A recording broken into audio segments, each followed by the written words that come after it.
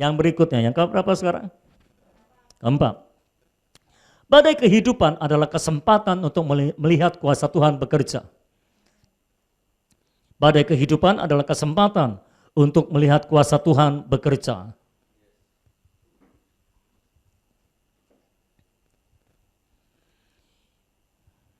Badai kehidupan adalah kesempatan untuk melihat kuasa Tuhan bekerja. Ayat 39 berkata, ia pun bangun, Yesus pun bangun, menghardik angin itu dan berkata kepada danau itu, diam, tenanglah. Lalu angin itu reda dan danau itu menjadi teduh sekali. Karena ada badai, murid-murid jadi punya kesempatan untuk melihat kuasa Tuhan yang bisa menenangkan badai. Kalau tidak pernah ada badai, murid-murid tidak pernah punya kesempatan untuk melihat kuasa Tuhan yang bisa meneduhkan badai sedemikian rupa. Itu sebabnya, ayo kita punya konsep pikir badai kehidupan adalah kesempatan untuk kita bisa melihat kuasa Tuhan bekerja. Makin besar badainya, makin besar mujizat yang bisa terjadi. Makin besar mujizat yang bisa kita lihat. Saya tahu beberapa orang berpikir seperti ini, tapi Pak, saya nggak ngalamin mujizat, Pak. Badai ada, saya nggak ngalamin mujizat. Nah, jangan ubah imanmu. Jangan ganti kepercayaanmu. Kepercayaan saudara harus tetap, badai kehidupan adalah kesempatan untuk melihat kuasa Tuhan bekerja. Seringkali iman kita jadi berubah karena situasi dan kondisi yang terjadi. Pertahankan imanmu. Perjuangkan imanmu, jangan ubah imanmu. Jangan ganti kepercayaanmu. Engkau harus tetap percaya bahwa badai kehidupan adalah kesempatan untuk melihat mujizat Tuhan. Untuk melihat kuasa Tuhan bekerja. Itulah kesempatan untuk engkau melihat kuasa Tuhan dinyatakan atas kehidupan saudara. Kalau tidak terjadi, jangan ubah imannya. Jangan ubah kepercayaannya. Saya melihat pandemi corona ini banyak mengubah iman orang Kristen. Orang jadi nggak berani menyatakan imannya. Orang jadi nggak berani mendeklarasikan imannya. Kenapa? Karena takut.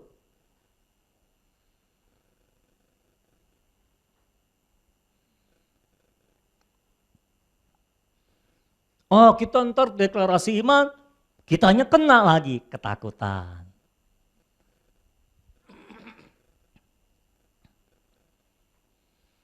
Awal pandemi ini terjadi, saya masih banyak mendengar iman-iman dinyatakan dari orang Kristen.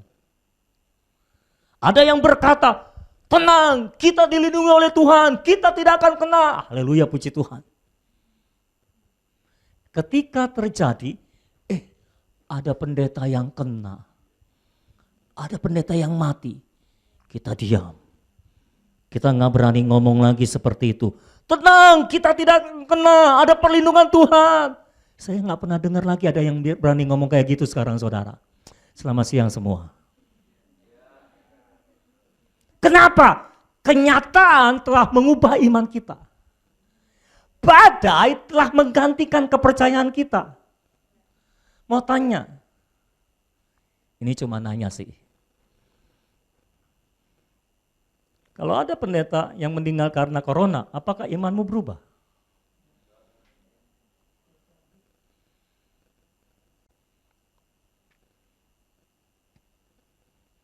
Dulu awal-awal pandemi corona ini berlangsung, saya masih mendengar suara iman dikumandangkan dan berkata, deklarasikan firman, Mazmur 91.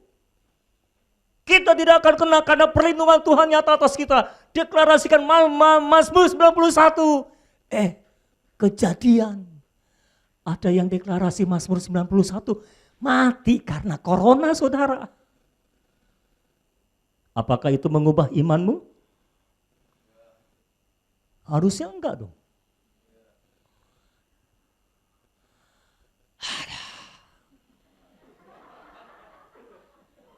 Itu ngantuk apa ngeluh itu?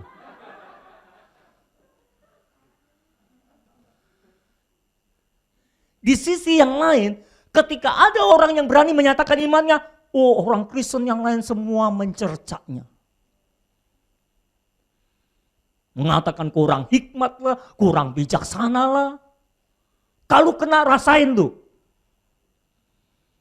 Diserang sana, diserang sini. Orang yang menyatakan imannya. Orang Kristen itu kadang aneh dah menurut saya. Harusnya kalau ada orang lain menyatakan imannya, didukung dong. Diamenkan gitu. Malah dicerca. Apa yang salah dengan kita menyatakan iman kita? Menurut saudara, Tuhan lebih suka saudara menyatakan iman atau saudara ketakutan? Betul.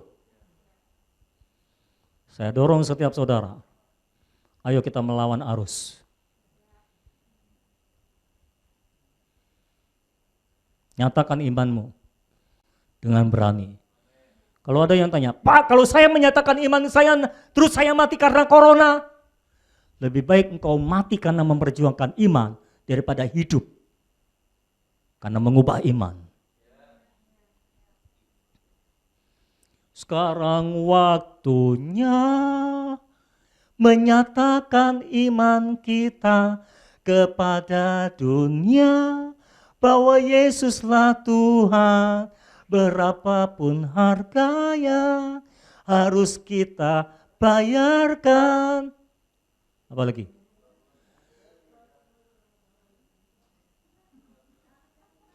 Surah beda-beda liriknya.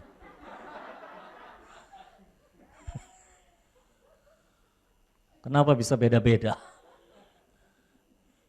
Sumbernya beda ya? Ayo saya dorong setiap saudara. Nggak apa-apa. Saya membayangkan saudara, kalau orang-orang model Sadrak, Mesak, Abednego dan model Daniel hidup zaman sekarang, mereka gimana ya?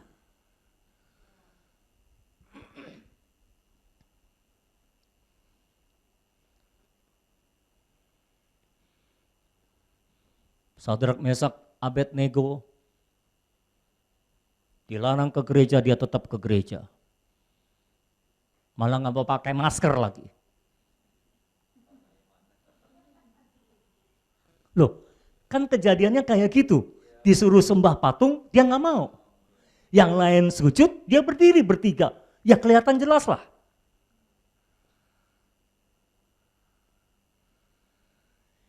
Kalau itu yang mereka lakukan sekarang, semua orang Kristen di sosial media ngomong apa ya? Kurang hikmat. Apalagi? Apalagi setelah itu kejadian, mereka ditangkap, benar-benar dimasukkan ke dalam dapur api. Oh, itu di Twitter rame tuh. Di Instagram pasti rame. Facebook pasti rame. Gua bilang juga apa? Konyol sih. Gitu ya saudara.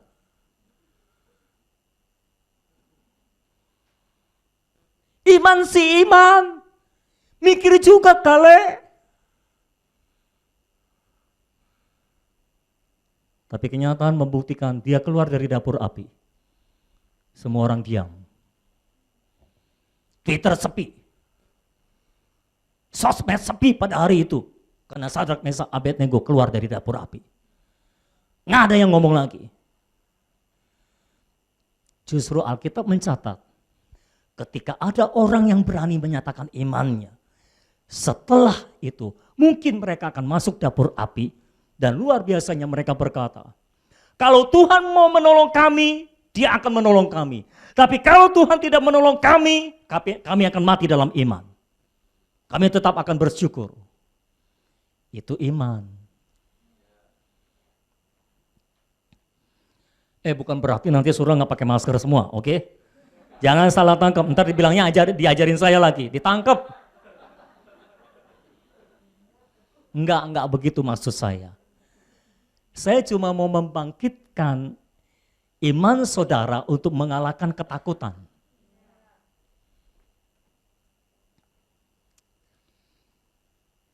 Karena saya memperhatikan semua perkembangan yang ada, khususnya dalam dunia kerohanian dan kekristenan, ini agak mengkhawatirkan menurut saya. Karena sekarang ini tidak ada lagi orang yang berani menyatakan imannya.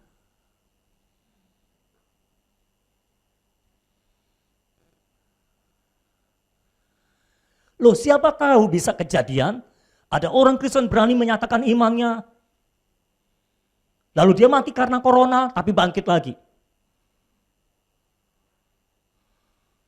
Nggak ada yang percaya kayaknya. Saya bayangkan kalau orang model Daniel tinggal pada masa kini.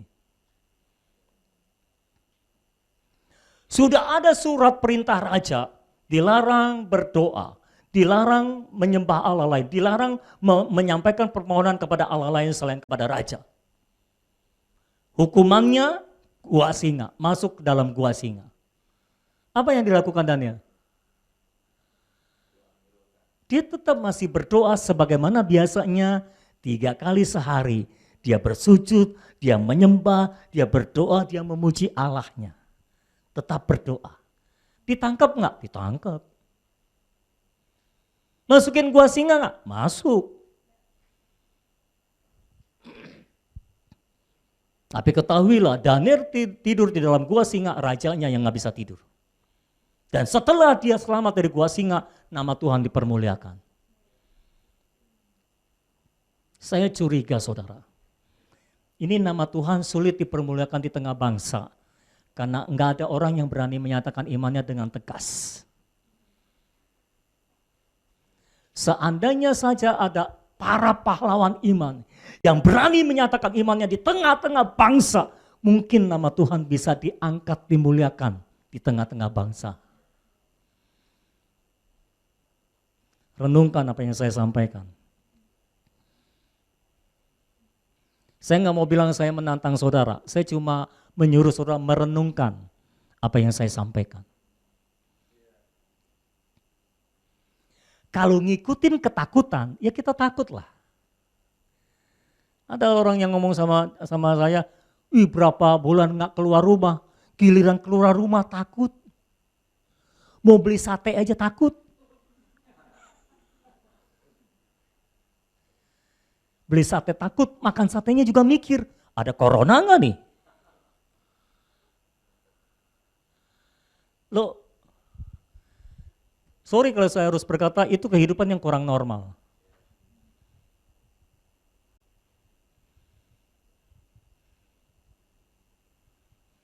Terserah kalau orang mau berkata kepada saya kurang hikmat, saya rasa saya cukup berhikmat. Makanya saya mengatakan ini. Saya membangkitkan saudara untuk mengalahkan ketakutan. Sampai berapa lama engkau akan dicengkram oleh ketakutan? Sampai berapa lama engkau membiarkan ketakutan menghantui kehidupanmu? Bangkit. Kalahkan ketakutan. Pak, nanti kalau kita kena virus gimana? Bodoh amat. Pokoknya engkau mengalahkan ketakutan.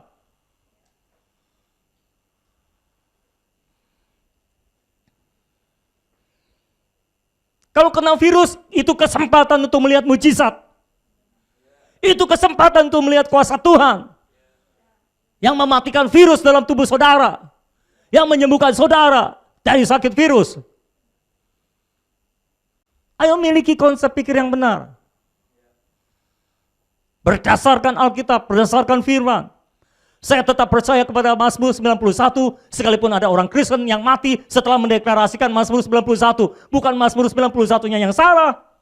Juga bukan orang Kristen yang salah, kebetulan aja dia mati. Lu sudah harus berpikir seperti ini, kan lebih banyak yang sembuh daripada yang mati. Kenapa saudara nggak berpikir banyak yang sembuhnya? Saudara fokusnya pada yang mati. Kan banyak yang sembuh. Ada beberapa pendeta yang kena virus corona sembuh. Hampir mati tapi sembuh. Tuhan bisa sembuhkan. Ada beberapa orang Kristen juga kesaksian sembuh dari virus corona. Memang ada yang mati tapi kan lebih banyak yang hidup. Kita ini cenderungnya ke yang negatif sih. Kalau ada orang yang berani menyatakan imannya, jangan dicerca. Saya ngomong kepada semua orang Kristen yang mendengarkan hari ini. Kalau ada orang yang berani menyatakan imannya, jangan dicerca. Saudara harusnya belajar dari dia. Enggak pada tempatnya orang Kristen hidup dalam ketakutan. Enggak pada tempatnya kita membiarkan ketakutan mencengkram dan menguasai hidup kita. Lalu saudara bisa berkata, kita sih bukan takut, tapi hati-hati. Itu dua hal yang berbeda.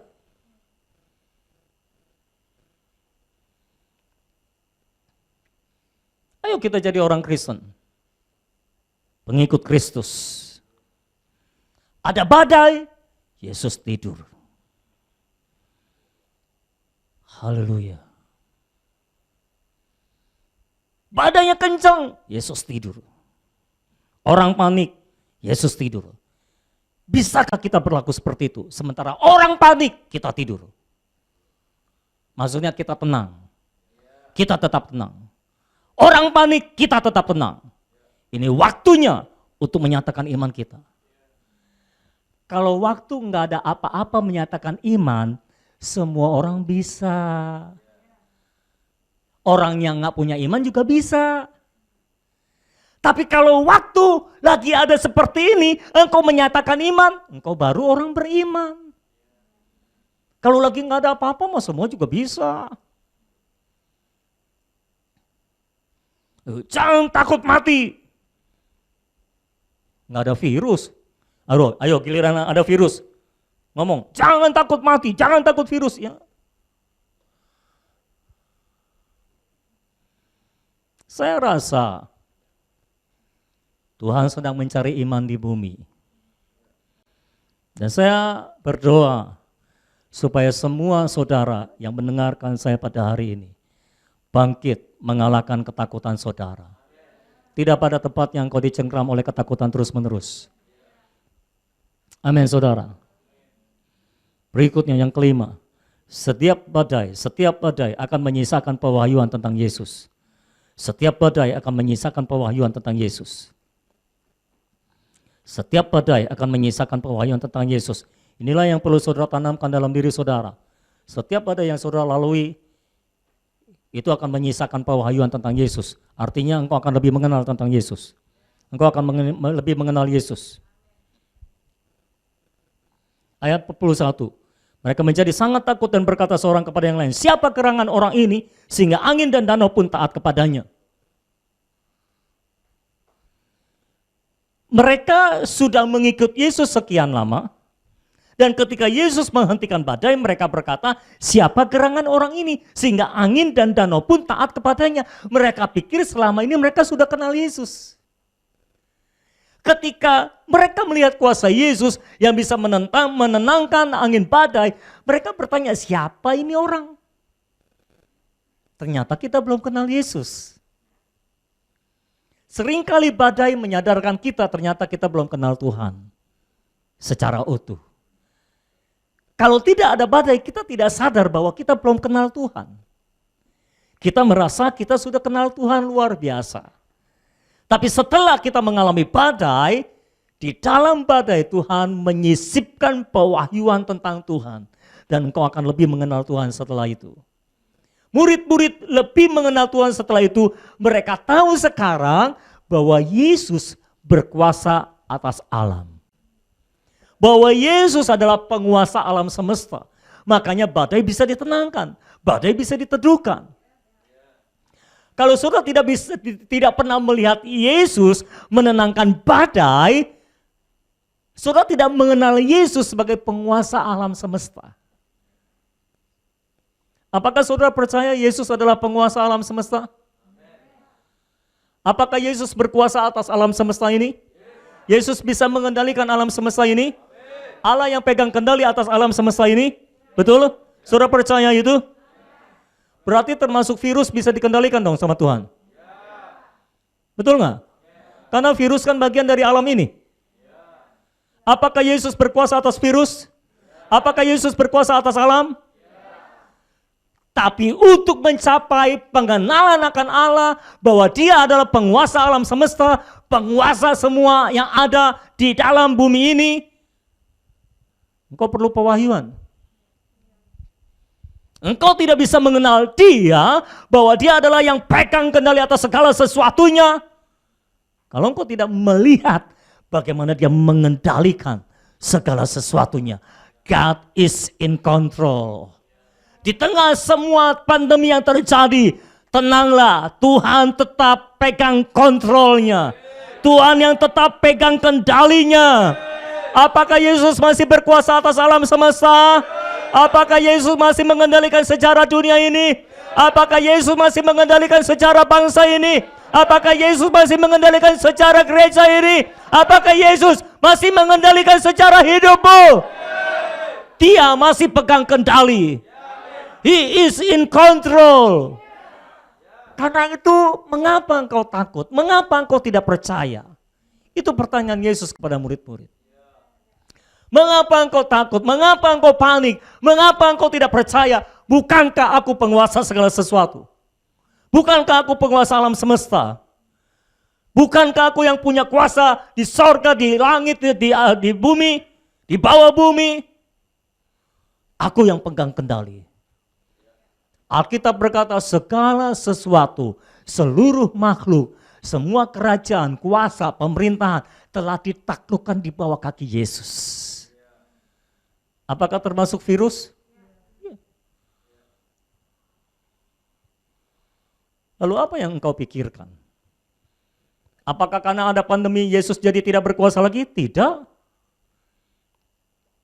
Makanya saya berkata, jangan sampai situasi dan keadaan yang terjadi mengubah imanmu, mempengaruhi kepercayaanmu, dan engkau menggadaikan imanmu di pegadaian.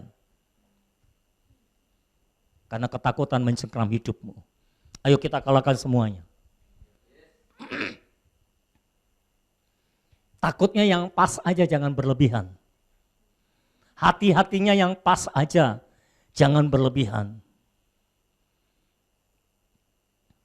Semakin saudara mendem di rumah, semakin saudara takut untuk keluar. Semakin saudara keluar, semakin saudara nggak takut keluar.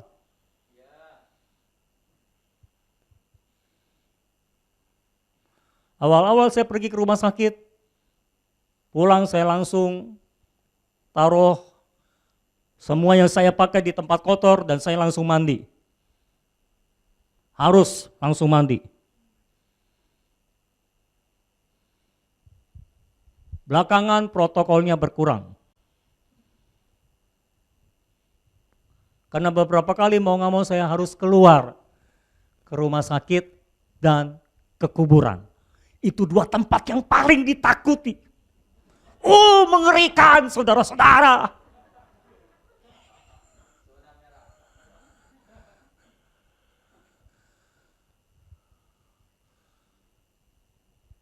Dua Rabu yang lalu, saya harus ke rumah sakit, saya harus ngubur seorang bayi.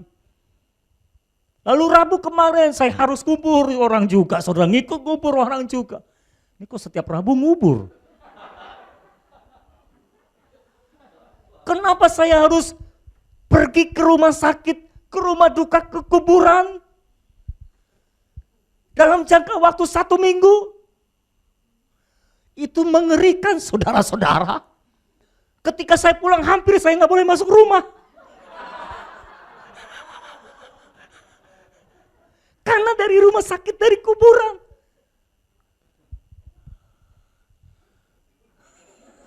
Untung akhirnya saya bisa masuk rumah. Tapi saya merenung saudara, ini apa-apaan sih? Kok hidup kayak gini banget ya? Nggak enak banget sih. Namanya gembala, ada yang meninggal. Kalau nggak datang nanti dibilang apa? Gembala sapi. Masa gembala begitu?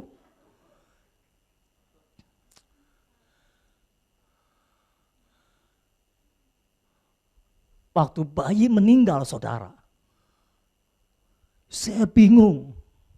Mau ke rumah mereka saya nggak tahu jalan. Mau ke kuburan saya juga nggak tahu jalan. Ini mau naik apa? Saudara tahu akhirnya saya suruh ambulan jemput saya. Saya naik ambulan ke rumah sakit. Saya dijemput oleh ambulans di tepi jalan sana, saya nggak mau masuk. Nanti gempar, sangkanya saya corona. Nah itu baru hikmat. Saya suruh ambulan masuk sini, mereka pikir wah corona nih. Sekarang orang nggak boleh lihat orang sakit, nggak boleh lihat orang mati, semua orang mati orang sakit karena corona. Lihat ambulans corona. Itu untuk pertama kalinya seumur hidup saya dijemput ambulans.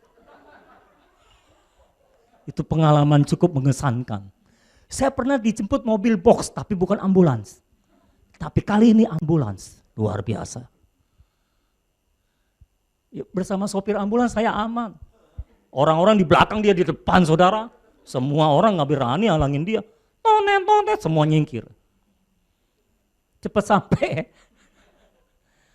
Ternyata naik ambulans enak saudara. Mau coba? Namanya gembala saudara. Gimana dong? Kalau kita nggak layani nanti dibilang, gembala kok begitu? Padahal saya sudah bilang, kok sorry ya saya kirim Tabita aja ke sana. Tabita itu yayasan yang bawa ambulans itu loh. Saya nggak ikut ya, saya nggak datang ya. Eko sih bilang iya, tapi kan kita nggak tahu di belakangnya.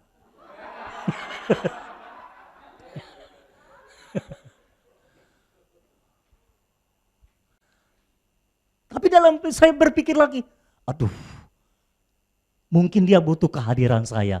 Minimal kalau saya hadir mungkin dia lebih tenang, gitulah kira-kira saudara. Dan terpaksa saya hadir. Sama ke tempat Yudi juga sama. Saya udah bilang sama dia, saya akan datang hari ini saya nggak datang. Akhirnya datang semua saudara. Habis nggak datang mikir, ini gimana gembala nggak datang ini? Mau nggak datang mikir saudara. Ayo kalau saudara jadi gembala, nggak datang. Makanya semua harus jadi gembala.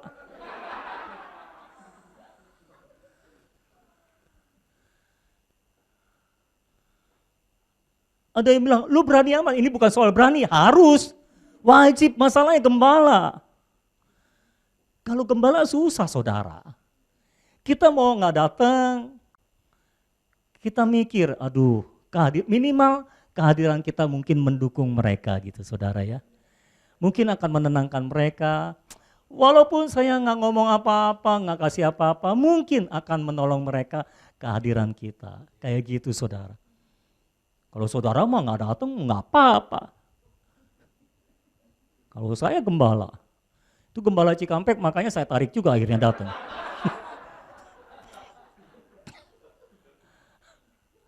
Sudah bilang nggak datang juga, akhirnya datang juga deh.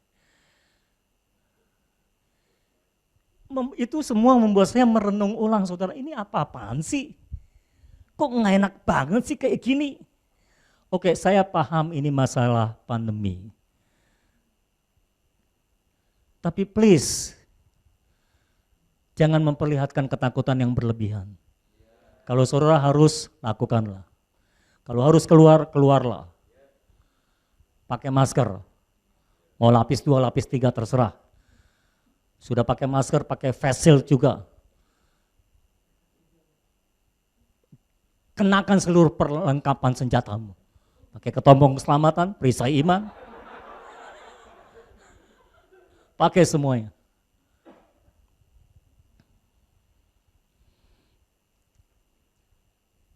Ketika saudara mengalami badai itu ada harapan. Saudara mengenal Yesus lebih dalam lagi. Minimal yang saudara bisa kenal dia adalah bahwa dia adalah Allah yang berdaulat. Kalau engkau tidak melihat mujizat, engkau akan mengenal dia sebagai Allah yang berdaulat. Yang bebas melakukan apa saja, itu hak prerogatifnya dan kita nggak berhak membantahnya. Kalau Tuhan buat mujizat, menenangkan badai, itu kesempatan untuk saudara mengenal dia sebagai penguasa atas alam semesta. Pokoknya semua badai akan menyisakan pewahyuan tentang Yesus.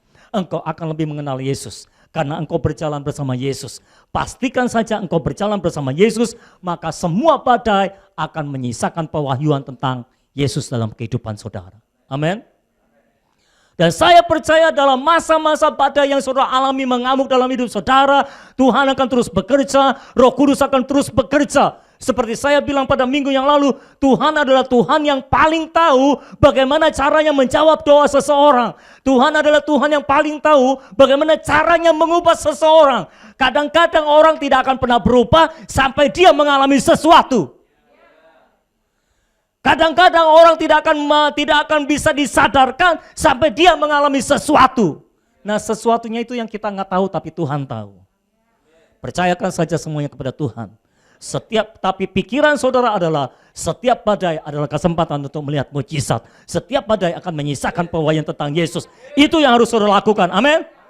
Yang keenam, badai justru akan mempercepat kita naik ke level yang baru. Badai justru akan mempercepat kita naik ke level yang baru. Badai justru akan mempercepat kita untuk naik ke level yang baru. Pasal 5 ayat yang ke-1 kita baca. Pasal 5 ayat yang ke-1. Sudah di sana semua? Pasal 5 ayat yang ke-1. Oh, belum selesai nulis. Badai justru akan mempercepat kita naik ke level yang baru. Pasal 5 ayat 1 sama-sama. Lalu sampailah mereka di seberang danau di daerah orang Gerasa. Lalu sampailah mereka di mana? Di seberang. Tujuannya kemana? Seberang. Mereka sampai kemana? Seberang. Setelah badai berlalu, tahu-tahu nyampe di seberang. Haleluya.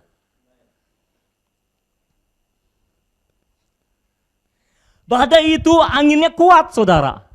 Dan itu mendorong perahu dengan cepat. Dan setelah badai berlalu, tahu-tahu mereka sampai di seberang. Karena Yesus yang mengajak kita ke seberang, dan Yesus berjalan bersama dengan kita, dan kita sampai di seberang, di tempat di mana Yesus mau kita berada. Itulah level yang baru. Amin, saudara. Dan di level yang baru kita akan melihat segalanya berbeda. Kita sampai di seberang. Itu sebabnya jangan takut sama badai, karena badai justru akan mempercepat kita sampai di seberang. Kita ini nggak tahu segalanya, saudara, tapi Tuhan tahu segalanya. Dia tahu bagaimana caranya untuk sampai ke seberang. Makanya dia tidur, dia nggak panik, karena dia tahu badai ini justru akan mendorong kita untuk lebih cepat sampai ke seberang. Setelah badai berlalu, ayat berikutnya adalah lalu sampailah mereka di seberang danau. Saya percaya setelah masa pandemi berlalu, setelah badai berlalu, ini akan menjadi ayat bagi kita. Ini akan menjadi ayat kepunyaan kita. Lalu sampailah kita di seberang. Lalu sampailah kita pada tujuan yang ditetapkan Yesus bagi kita. Lalu tahu-tahu kita sudah ada di tempat yang berbeda, di level yang baru, dalam dimensi roh yang berbeda. Itu yang saya bangun dalam hidup saya, saudara. Kepercayaan bahwa Tuhan terus bekerja dalam hidup saya. Saya mempercayai sepenuhnya bahwa Tuhan terus bekerja dalam hidup saya. Nggak peduli apapun yang terjadi di sekitar saya percaya saya terus maju bersama dengan Tuhan. Sekalipun kelihatannya tidak ada kemajuan. Yusuf juga begitu. Dia dalam sumur, nggak ada kemajuan. Dia jadi budak, nggak ada kemajuan. Kemajuannya kelihatan belakangan, dia menjadi manajer di rumah Potifar. Tapi setelah itu dia turun lagi, masuk penjara. Kelihatannya nggak ada kemajuan. Tapi tahu-tahu dia sampai di istana. Tahu-tahu dia sampai di istana. Saya ulangi, tahu-tahu dari penjara dia melonjak ke istana. Lalu mengapa harus masuk penjara? Badai mempercepat semuanya untuk sampai pada tujuannya. Karena tujuan Tuhan membawa Yusuf adalah sampai istana, menjadi penguasa di negeri Mesir pada waktu itu. Badai justru akan mempercepat kita naik ke level yang baru. Dan di level yang baru segalanya akan berbeda, saudara. Dan di level yang baru kita juga akan lebih mengenal Tuhan. Tadi di dalam badai, murid-murid mengenal Yesus sebagai penguasa alam semesta. Dan sekarang di dalam pasal 5, di dalam dimensi yang baru, di dalam level yang baru, mereka mengenal Yesus sebagai penguasa atas setan-setan. Kalau tadi mereka lihat dengan mata kepala sendiri, danau badai itu takluk kepada Tuhan. Sekarang dia melihat setan pun takluk kepada Yesus. Asal saudara tahu, semua alam semesta ini takluk kepada Yesus. Apakah itu kurang menarik buat saudara? Semua alam semesta ini takluk di bawah kaki Yesus. Dan semua setan-setan pun takluk di bawah kaki Yesus. Kalau ada yang berkata, ini perbuatan setan pandemi corona ini, setan pun takluk di bawah kaki Yesus. Virus ini dari setan, setan pun takluk kepada Yesus. Malah ada yang bilang, virus itu juga setan. Karena ada yang bilang, virus itu dari setan. Tapi ada juga yang bilang, virus itu adalah setan. Ya udah, mau virus itu setan atau bukan setan, semua setan takluk di bawah kaki Yesus. Yang Yesus taklukkan di kuburan, di seberang danau itu adalah sejumlah pasukan roh jahat, 1 legion. Menunjukkan bahwa Yesus bisa menaklukkan setan. Semua setan takluk di bawah kaki Yesus. Murid-murid kembali tercengang. Kalau saudara mengikuti Yesus, saudara tidak akan terhenti-hentinya tercengang. Karena saudara melihat, ternyata Yesus dapat menaklukkan setan. Ternyata Yesus dapat menaklukkan danau. Ternyata semua takluk di bawah kaki Yesus. Ternyata semua takluk di bawah kaki Yesus. Sakit, ternyata Yesus bisa menaklukkan sakit penyakit. Ternyata semua sakit penyakit takluk di bawah kaki Yesus. Masalah keuangan, ternyata masalah keuangan takluk juga di bawah kaki Yesus.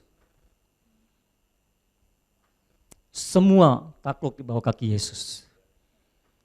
Yesus yang engkau miliki. Yesus yang ada dalam hatimu. Dan bagi engkau yang belum punya Yesus dalam hatimu, kau harus terima dia di dalam hatimu.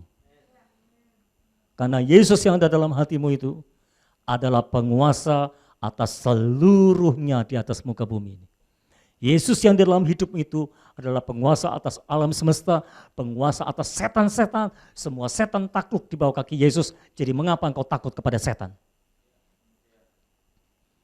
Semua keributan alam takluk di bawah kaki Yesus. Jadi mengapa engkau takut terhadap keributan alam? Saya tahu sebagai manusia kita kadang masih takut. Tapi jangan biarkan ketakutan menguasai hidupmu. Jangan biarkan ketakutan mencengkram hidupmu sampai engkau jadi ciut dan kerdil. Ayo bangkit dalam kuasa roh, bangkit dalam kuasa iman. Karena saya percaya Tuhan terus membawa kita bergerak maju. Di tengah semua yang terjadi, saya percaya Tuhan sedang bekerja di tengah-tengah kita. Tuhan sedang terus membawa kita bergerak maju, bergerak maju, bergerak maju, bergerak maju. Kita tidak tahu bagaimana Tuhan bekerja, jangan tanya saya karena saya juga tidak tahu. Tapi satu hal yang saya percaya, saya sedang terus bergerak maju bersama dengan Tuhan. Tuhan sedang terus membawa saya maju, sedang terus membawa saya maju, sedang terus membawa maju. Kalau saudara mengalami masalah dalam keuangan, dalam usahamu dan sebagainya, jangan takut, Tuhan sedang terus membawa saudara maju. Mungkin akan ada usaha-usaha baru yang Tuhan berikan dalam hidup saudara, mungkin ada pekerjaan-pekerjaan baru yang lebih baik yang Tuhan akan berikan buat saudara. Pokoknya kalau bersama Tuhan, engkau akan terus bergerak maju, engkau akan terus bergerak maju, engkau akan terus bergerak maju. Beberapa orang sedang takut menghadapi masa depan yang ada di depannya. Saya berkata jangan takut, karena masa depanmu ada di tangan Tuhan. Kalau engkau ada bersama dengan Tuhan, masa depanmu ada bersama dengan Tuhan. Masa depanmu ada di tangan Tuhan. Jangan takut untuk maju ke depan. Jangan takut untuk bergerak maju. Jangan takut untuk bergerak maju. Memang dunia ini mengerikan, tapi bersama Yesus, Yesus dapat menaklukkan segala sesuatunya. Dan saudara adalah orang-orang percaya yang sudah dibangkitkan oleh Tuhan. Saya percaya engkau adalah orang pilihan. Tuhan yang memanggil hidupmu, Tuhan yang telah memilih hidupmu. Engkau tidak ditakdirkan untuk menjadi pengecut yang ditaklukkan oleh dunia ini. Engkau justru ditakdirkan untuk menjadi pejuang iman yang dengan iman mengalahkan dunia ini. Amin saudara. Ayo jangan ciut. Jangan tawar hatimu. Jangan takut, karena Tuhan ada bersamamu. Dan kalau Tuhan bersamamu, percayalah, tahu-tahu kita sampai di seberang. Saya nggak tahu waktunya kapan, tapi saya percaya, tahu-tahu tanpa kita sadari, tahu-tahu sudah di seberang. Tahu-tahu semuanya sudah berubah. Tahu-tahu berubah. Tadinya putih sekarang merah. Tahu-tahu berubah semuanya. Tahu-tahu berubah. Bahkan di tengah pandemi ini, cara pelayanan pun berubah. Semua sudah teriak, cara pelayanan sudah berubah. Sekarang pakai multimedia pelayanan. Semua buka channel YouTube. BPD pun buka channel YouTube. BPD menyerukan, pelayanan kita harus berubah. Karena kalau pelayanan kita tidak berubah, nanti susah kita. Kita nggak pernah terpikir, buat apa gedung gereja yang besar dibangun sekarang? Ayo.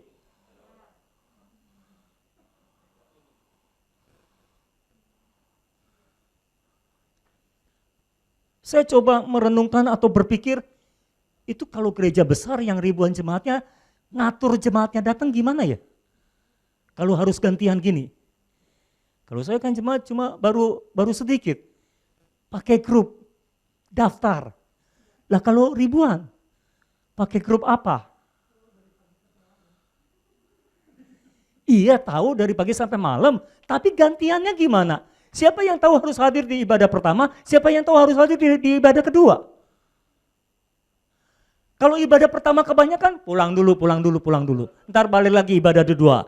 Ibadah kedua dia datang terlambat sedikit, kebanyakan pulang dulu. Coba ibadah ketiga, itu sepanjang hari nungguin ibadah nggak dapet. Susah yang ngaturnya ya. Ada orang tanya sama saya, kamu nggak pusing dong ngaturnya? Enggak, tinggal daftar di WA. Karena baru sedikit. Jadi ada plus minusnya lah saudara. Orang-orang yang udah gede duluan sekarang dikecilin. Kita malah jadi kayaknya banyak nih.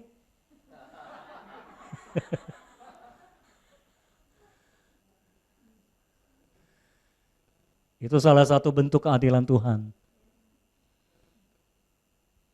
Zaman gini, gereja-gereja kecil malah nggak terlalu bingung. Gereja gede yang lagi bingung.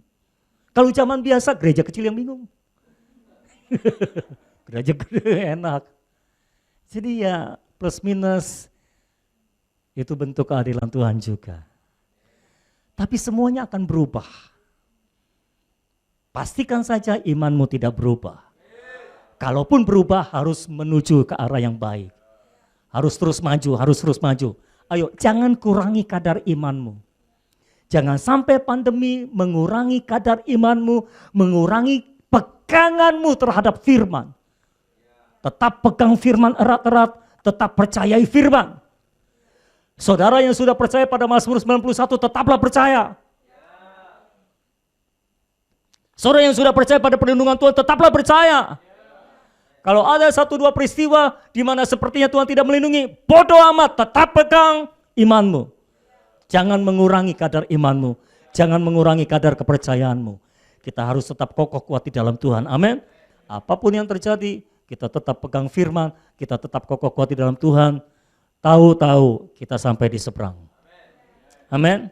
Saya sedang menantikan waktunya di mana tahu-tahu ternyata kita sudah sampai di seberang. Amin. Nah, Saudara akan menantikan waktu itu juga.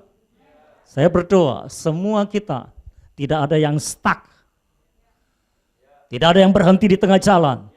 Pastikan laju, pergerakan rohanimu terus melaju. Roda kegerakan rohanimu terus melaju. Jangan sampai gara-gara di rumah terus jadi malas baca Alkitab, jadi malas berdoa. Terus melaju. Malah kalau bisa tingkatkan. Karena lebih banyak waktu. Ayo jangan kendorkan peganganmu terhadap Tuhan. Jangan kendorkan peganganmu terhadap firman. Ayo terus maju. Terus dengarkan suaranya. Apa kerinduan yang Tuhan tanamkan dalam hatimu? Apa mimpi yang Tuhan berikan kepadamu? Tuhan akan memberikan banyak mimpi kepada kita. Dan kita akan menggenapi mimpi-mimpi yang daripada Tuhan. Amin saudara. Tuhan akan menolong kita semua. Sehingga tahu-tahu kita sudah sampai di level yang baru. Amin. Mari kita bangkit bersama-sama. Saya mau berdoa buat saudara. Bapa dalam surga, aku membawa setiap jemaat Tuhan. Hari ini Engkau menyampaikan ajakan-Mu, undangan-Mu untuk kita, untuk kami mencapai level yang baru, untuk kami naik ke level yang baru Tuhan. Oh, aku berdoa di dalam nama Yesus, biar setiap jemaat-Mu akan Engkau tarik Tuhan, untuk maju bergerak, untuk bergerak maju, terus bergerak maju. Aku berdoa untuk mereka yang selama ini stagnasi Tuhan, yang selama ini mengalami penghentian di dalam laju gerakan rohaninya Tuhan. Aku berdoa Engkau majukan lagi, Engkau gerakan lagi roda kebangunan rohani dalam diri mereka. Api kebangunan rohani dalam diri mereka Engkau nyalakan kembali, Engkau kobarkan lagi di dalam nama Yesus. Segala roh kemalasan, roh kepasifan, aku hancurkan, aku patahkan di dalam nama Yesus. Oh, roh profetis tercurah di tengah-tengah kami. Kami terus bisa mendengarkan suara Tuhan. Kami bisa terus mengikuti arahan Tuhan. Kami akan terus bergerak maju. Kami akan terus bergerak maju. Kami akan terus bergerak maju. Kami tidak peduli lagi dengan apapun yang terjadi. Kami tidak lagi peduli dengan apapun yang kami rasakan dan kami lihat. Kami percaya bersama Yesus. Kami akan terus bergerak maju. Kami akan terus bergerak maju. Kami akan terus bergerak maju. Terima kasih Tuhan. Kami percaya Engkau memeteraikan firman-Mu. Dan sejak hari ini kami memutuskan untuk terus bergerak maju bersama Yesus.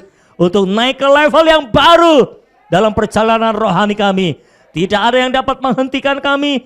Virus juga tidak bisa menghentikan kami. Semua peristiwa kejadian tidak bisa menghentikan kami. Kami akan tetap bergerak maju bersama dengan Yesus. Dan sekali waktu, tahu-tahu kami sudah sampai pada level yang baru, pada tempat yang di seberang, di mana kami akan melihat kuasa Tuhan sekali lagi yang menaklukkan setan-setan.